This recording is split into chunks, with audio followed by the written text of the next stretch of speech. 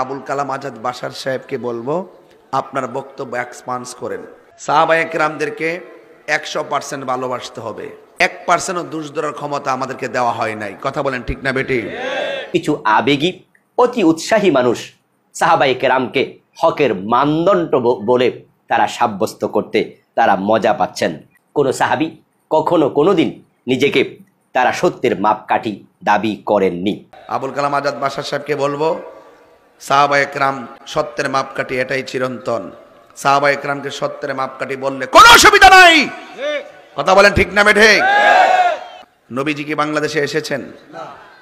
নবী পাক থেকে সর্বপ্রথম যারা কথাটা কানে শুনে হৃদয়ের মধ্যে অঙ্গম করেছেন, হৃদয় অঙ্গম করেছেন, আর যেটা জবানের মাধ্যমে সেটা লেখনির মাধ্যমে কথার মাধ্যমে প্রতিষ্ঠিত করেছেন, তারাই সাহাবায়ে কেরাম। কথা কন ঠিক না বেঠে?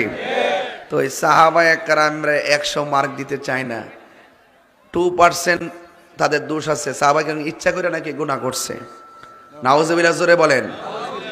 আরে সাহাবায়ে কেরামদের মধ্য থেকে কোন রকম ভাবে জুনুক আপত্তি গঠিত হলেও সেটার দোষ ধরার ক্ষমতা তো আপনাকে দেওয়া হয় নাই। ওরা আল্লাহর পক্ষ থেকে মাহফুজ। 3টা জিনিস মনে রাখবেন, একটা হলো মাসুম, এটা হলো নবীগণ। 2 নম্বরে মাহফুজ, এটা নবীর সাহাবায়ে কেরাম। ঠিক আছে? 3 নম্বর হলো মরহুম। আমরা যে মরে গেলে মরহুম বলি না, মরহুম মগফুর বলি। আমরা অন্যায় করি জানি না শূন্যই করে ফেলাই, কিন্তু আমরা ক্ষমা যোগ্য।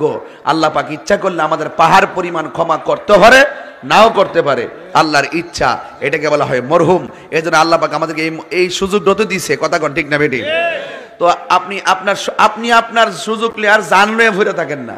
আপনি কি লেগে সাহাবায়ে কেরাম 1500 বছর আগে যারা ইসলামকে লালন করে রক্ত দিয়ে, তাজা রক্ত দিয়ে রন্ধ্রে রন্ধ্রে সারা বিশ্বময় ইসলামকে আলোকিত করেছেন, সেই সাহাবীর বিরুদ্ধে যারা কথা বলে তারা কখনো সত্যিকার মুসলমান হতে পারে না। যেই জন্য জামাতের সাথে আমাদের দ্বন্দ্ব। জামাতের প্রতিষ্ঠাতা আবুল আলা মওদুদী ওনার কিতাবের মধ্যে এই সমালোচনাগুলো কইরা গেছে, সাহাবাদের সমালোচনা করে গেছে। এই জন্য আমরা ওনাকে দেখতে পারি না। এদের সাথে সংঘর্ষ সাংগঠনিক না, এদের সাথে সংগঠন আকীদার সংঘর্ষ। কথা কন ঠিক না বেটি? তো এতদিন পর উনি চলে গেছে, যাক, এইটা দাফন হয়ে গেছে। হয়তো আপনারা কিতাবটা সংশোধন করবেন নাকি? ওই কিতাবের উপরে লেখা রাইখা যুক্তি তর্ক দিয়ে 98 ভাগ দোষ, 2% দোষ ধরার চিন্তা করবেন, তাহলে আপনি কি চাচ্ছেন যে ওই আবুল আলা মওদুদীর জামাতের এজেন্ডা বাংলাদেশে বাস্তবায়ন করার জন্য?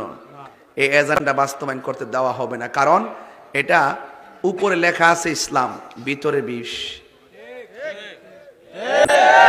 ভিতরে কি বিষ? এটা আমরা আলেমরা জানি।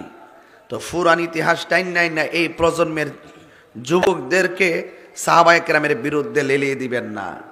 যদি সাহাবায়ে কেরামের দোষ ধরতে যান, উসমান যুন্নুরাইন যাকে বলা হয় জামিউল কোরআন, যিনি নবীর নির্দেশে কোরআনকে খণ্ড খণ্ড জায়গায় ছিল, চামড়ার মধ্যে লেখা ছিল, পাতার মধ্যে লেখা ছিল, ঘরে লেখা ছিল, এই সবগুলাকে যিনি একত্র করেছিলেন তিনি হলো উসমান যুন্নুরাইন। আজকে সে উসমান যুন্নুরাইনের বিরুদ্ধে কথা বলা হয়। নাউজুবিল্লাহ জোরে বলেন। তো সুতরাং আল্লাহ পাক কোরআনে বলেছেন রাদিয়াল্লাহু আনহুম ওয়া রাদু আনহু, আল্লাহ যাদের উপরে সন্তুষ্ট তারাও আল্লাহর উপরে সন্তুষ্ট। সাহাবায়ে কেরামদের ব্যাপারে প্রায় 27টা জায়গায় কোরআনের ভিতরে স্পষ্ট নস রয়েছে এবং নবী পাকের অসংখ্য হাদিস রয়েছে। তো এই হাদিসগুলোকে ওভারটেক করে যারা সাহাবায়ে কেরামের দোষ ধরতে চায়, সাহাবায়ে কেরামের মর্যাদাকে 100% মানতে চায় না, বুঝতে হবে ডাল মে কুছ কালা হে। তারা ইসলামের নাম নিয়েছে, ভিন্ন একটা এজেন্ডা বাংলার জমিনে বাস্তবায়ন করতে চায়। কথা বলেন ঠিক না বেটি? মেআরুল হক তথা সত্যের মাপকাঠি এই শব্দটি কোরআন ও হাদিসে পাওয়া যায় না, তবে এটি ইসলামী আকীদার একটি মৌলিক বিষয় বটে।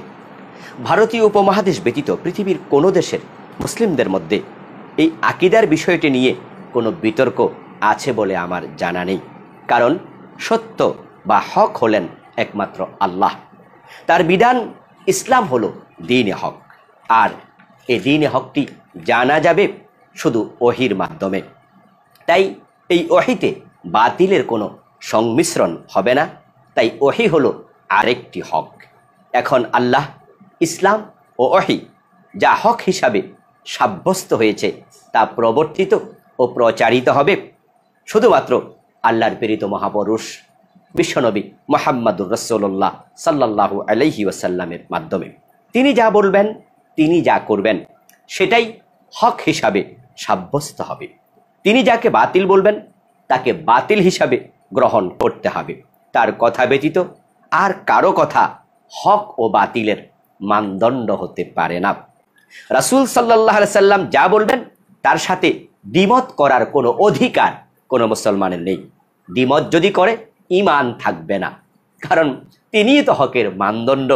তার বিপরীত মত পোষণ করা মানেই হলো হক থেকে দূরে সরে যাওয়া। আল্লাহ তাআলা আনুগত্যকে আল্লাহ এবং রাসূলের মাঝে সীমাবদ্ধ করলেন।